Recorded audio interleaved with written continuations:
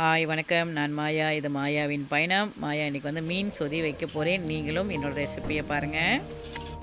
நான் வந்து இன்றைக்கி இந்த ஃபிஷ் சூஸ் பண்ணியிருக்கேன். இந்த ஃபிஷ் வந்து உண்மையிலே வந்து ஃப்ளாஷ் வந்து கொஞ்சம் இனிப்பான டேஸ்ட் இருக்கும். இது வந்து சுத்தம் பண்ணிவிட்டு கொஞ்சம் மஞ்சத்தூள் உப்பு போட்டு பொரிக்க வேண்டியதுதான். இதை ரொம்ப பொரிக்கக்கூடாது, ஆஃப் குக்கில் பொரிச்சா போதும். ஏன்னா நம்ம இந்த மீனை எடுத்து தான் சொதியில் போட போகிறோம். ஸோ இது கணக்குக்கு அசைவ சொதி பாருங்கள். நமக்கு நல்லா பொரிஞ்சிருச்சு. இப்போ வந்து அதெல்லாம் எடுத்து ஒன்றா வச்சுட்டு நம்ம வந்துட்டு சொதி எப்படி தாளிக்கிறதுன்னு காட்ட போகிறேன். நான் வந்து சொதி வந்துட்டு கொஞ்சம் மசாலா வந்து பிளெண்டப் பண்ணி பவுடர் ஃபார்மில் போட போகிறேன். அதையும் பாருங்கள் எப்படி இருக்குன்னு சொல்லிவிட்டு.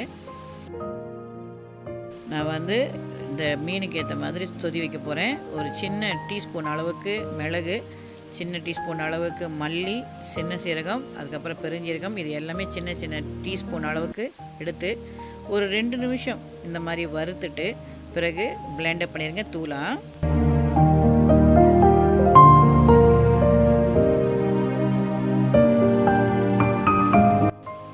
இப்போ நம்ம தாளிப்போமா. இப்போ வந்துட்டு கொஞ்சமாக எண்ணெய் ஊற்றி அதில் வந்துட்டு வெந்தயம், ஒரு சின்ன டீஸ்பூன் அளவுக்கு வெந்தயம், ஒரு சின்ன டீஸ்பூன் அளவுக்கு சின்ன சீரகம் போட்டு தாளிக்க போகிறோம்.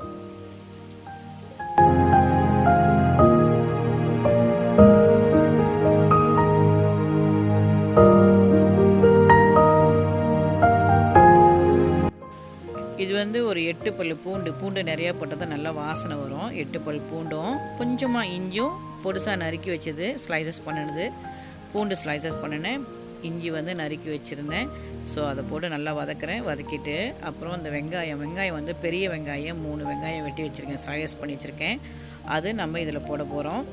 அதுக்கு பிறகு பச்சை மிளகா போட்டு இதை வந்து நல்லா வதக்கணும்.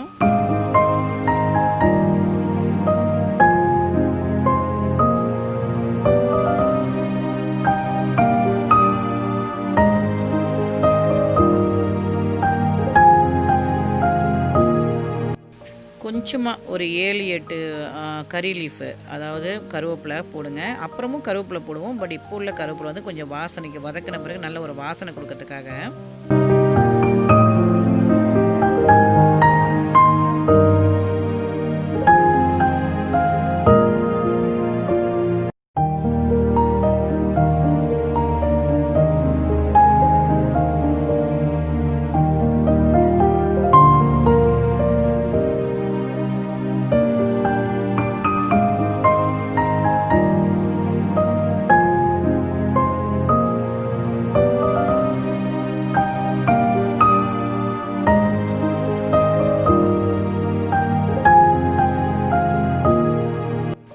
வெங்காயம் நல்லா வதங்கின பிறகு ஒரு டேபிள் ஸ்பூன் அளவுக்கு மஞ்சள் தூள், அதுக்கப்புறம் வந்து நம்ம மசாலா பவுடர் அரைச்சி வச்சுருந்தோம் இல்லையா, பிளெண்டப் பண்ணிவிட்டு அதையும் வந்து நம்ம தூளையும் இதுக்குள்ளே போட்டுட்டோம்.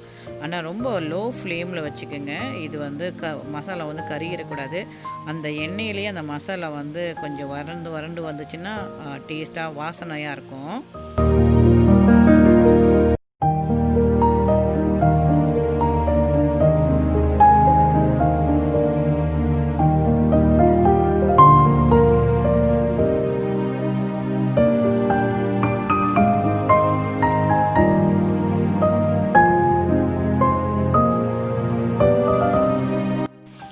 வெங்காயம் நல்ல வாசனையோடு அந்த மசாலா வாசனை வெளியே வந்த பிறகு நான் வந்து எவ்வளோ எனக்கு அந்த குழம்பு வேணுமோ அந்த அளவுக்கு நான் தண்ணியோட தேங்காய் பால் கொஞ்சம் மிக்ஸ் பண்ணி ஊற்றிட்டேன். இது வந்து தண்ணியான தேங்காய் பால், கெட்டி தேங்காய் பால் இப்போ ஊற்றக்கூடாது.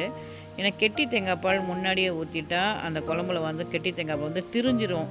அதனால் நம்ம வந்து தண்ணியான பால் எடுத்து, அதாவது 2வது பால் சொல்லுவாங்க, அந்த மாதிரி எடுத்து போடணும்.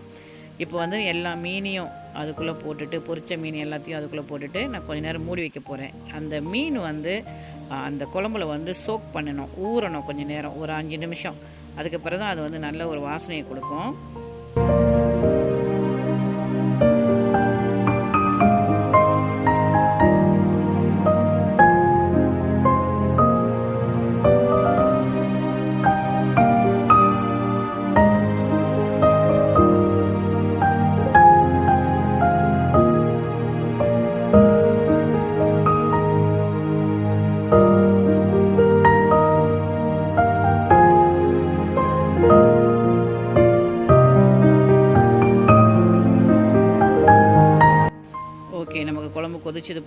1.5 கப் டம்ளர் அளவுக்கு வந்துட்டு திக்கான தேங்காய் பால் எடுத்து வச்சுருக்கேன். அதை நான் ஊற்ற போகிறேன். இதை ஊற்றும் போது நீங்கள் வந்து லோ ஃப்ளேமில் வச்சுக்கோங்க.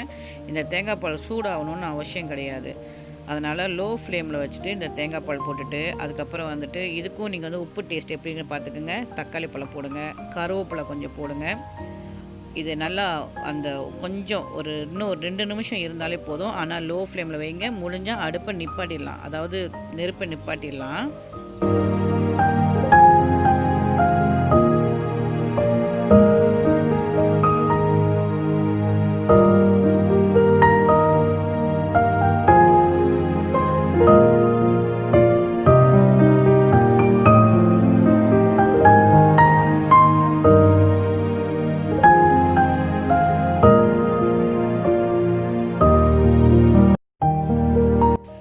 Okay done. நான் மாயா வந்து சொதி வச்சாச்சு.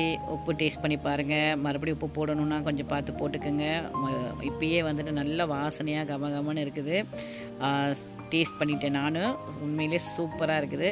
ஸோ உங்களுக்கு இந்த வீடியோ பார்க்கும்போதே தெரியும், நல்ல சமையல்காரங்களுக்கு ஒரு தடவை பார்த்தாலே தெரிஞ்சிடும் இது இந்த சமையல் நல்லா இருக்குமா நல்லா இருக்காதா அப்படின்னு சொல்லிட்டு. சரியா? ஸோ இந்த சமையலை நீங்கள் சமைச்சு பாருங்கள். அப்படி நல்லா வந்துருச்சுன்னு சொன்னால் மாயாவுக்கு கமெண்ட் பண்ணுங்கள். இந்த வீடியோ உங்களுக்கு பிடிச்சிச்சுன்னா லைக் பண்ணி ஷேர் பண்ணுங்கள். மறக்காமல் சப்ஸ்கிரைப் பண்ணாதவங்க சப்ஸ்கிரைப் பண்ணுங்கள். மாயா அடுத்தடுத்த வீடியோ நிறையா கொண்டு வரேன்.